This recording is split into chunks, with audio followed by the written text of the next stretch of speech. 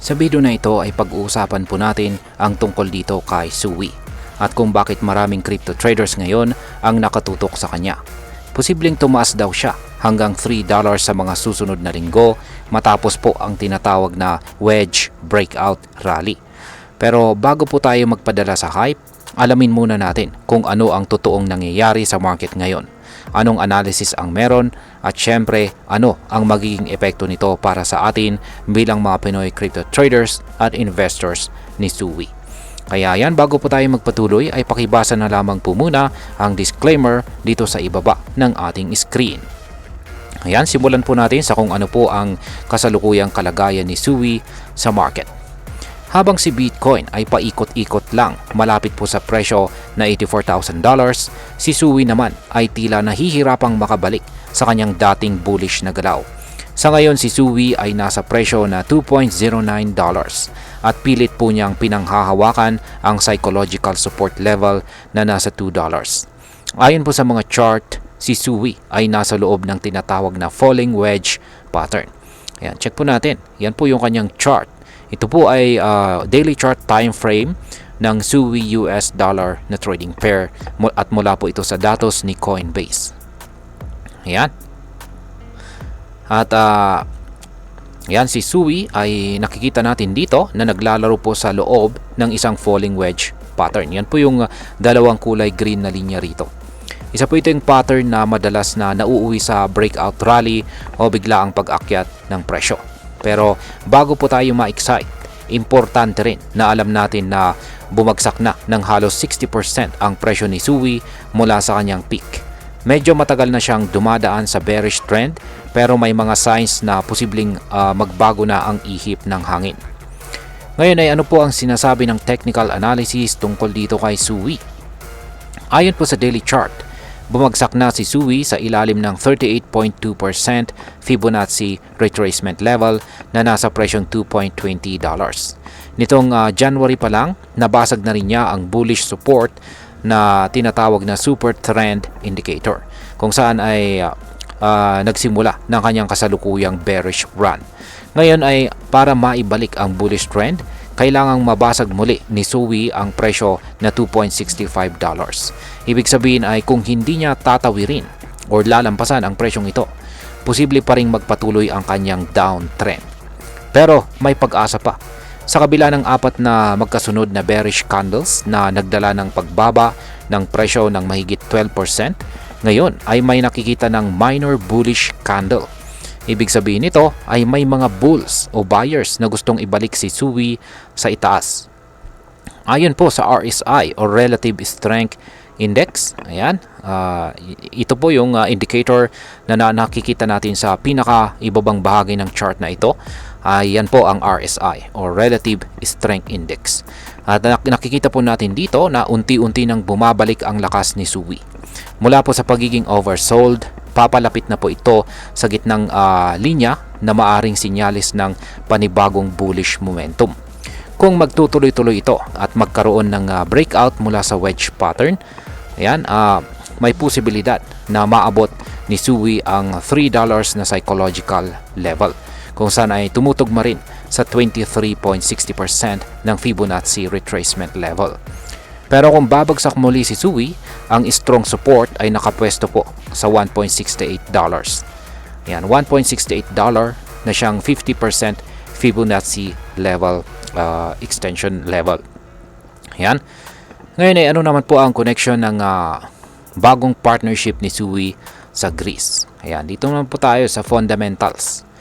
Ayan, ang partnership ni Sui sa Greece. Ayan, major partnership po yan. Hindi lamang po technicals ang nagpapalakas ng loob ng mga traders ngayon. May magandang balita rin kasi mula sa fundamentals. Kamakailan lang ay nakipag-partner po ang National Stock Exchange ng Greece sa Sui blockchain para gumawa ng fully on-chain fundraising platform. Isa po itong malaking hakbang hindi lang para kay Sui kundi para sa buong crypto industry. Ibig sabihin ay unti-unti nang kinikilala si Sui ng mga traditional na institutions bilang isang seryosong technology na pwedeng pagkatiwalaan.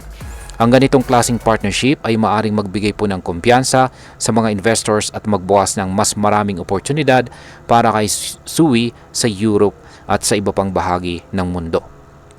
Ngayon ay bakit po mahalaga ang pagtaas naman ng stablecoin supply sa network ni Sui? Ayan. Bukod po sa partnership, may isa pang balita na nagbibigay po ng lakas dito kay Sui. At yan po ay ang pagtaas ng kanyang stablecoin supply. Ayon po sa isang tweet ni Torero Romero, umabot na raw sa $746.81 million ang stablecoins na nasa Sui blockchain. Halos 100% growth ito ngayong taon. Bakit po mahalaga ito? Kapag kasi mataas ang stablecoin supply sa isang network, ibig sabihin ay maraming liquidity. Yan. Ibig pong sabihin ay may mas maraming pera na pwede pong gamitin sa trading, DeFi, at iba pang crypto activities. Kapag mas maraming aktibidad sa isang blockchain or activities sa isang blockchain, mas tumataas po ang demand para sa native token nito. At sa kasong ito ay si Sui. Ngayon ay ano naman po ang sinasabi ng mga analyst tungkol dito sa future price nitong si Sui? Meron po tayong isang kilalang analyst dito na gumagamit ng pangalan na Crypto Wizard. Ayon po sa kanya, kung magtatagumpay po si Sui sa kanyang wedge breakout, posibleng tumaas ang presyo nito ng hanggang 560%. Kaya yan po yung kanyang ibinahagi na chart dito. Yan, 560% daw. Kung mangyayari ito, maaring umabot pa raw si Sui sa presyong $5 at hindi lang basta $3. Pero tandaan po natin, ang ganitong prediction ay base lamang po sa technical analysis at pattern comparisons. Hindi po ito garantiya. Kaya importante pa rin po ang risk management at wag po tayo mag-all in. Ayan. Ngayon ay pag-usapan naman po natin kung ano po ang posibleng maging epekto nito para sa atin bilang mga Pinoy crypto traders at investors ni Sui. Para sa atin dito sa Pilipinas, ang ganitong klaseng developments ay mahalaga, lalo na kung isa po tayo sa mga nag-i-invest dito kay Sui. Una, kung totoo ngang paakyat na si Sui, may oportunidad po tayo na kumita, lalo na kung nakabili po tayo sa ilalim ng presyong $2. Pangalawa, ang partnership po nila sa Greece ay sinyalis na pinalalawak ni Sui ang kanyang adoption. Kung dadami po ang mga bansa at institusyong gagamit ng Sui, magiging mas valuable ito sa hinarap. Pangatlo, ang mataas na stablecoin liquidity sa Sui network ay nangangahulugan na maraming galawan na pwede pong pasukin. Yan po ay ang DeFi, staking, yield farming na maaaring pagkakitaan din. Maaari nating pagkakitaan bilang mga small investors.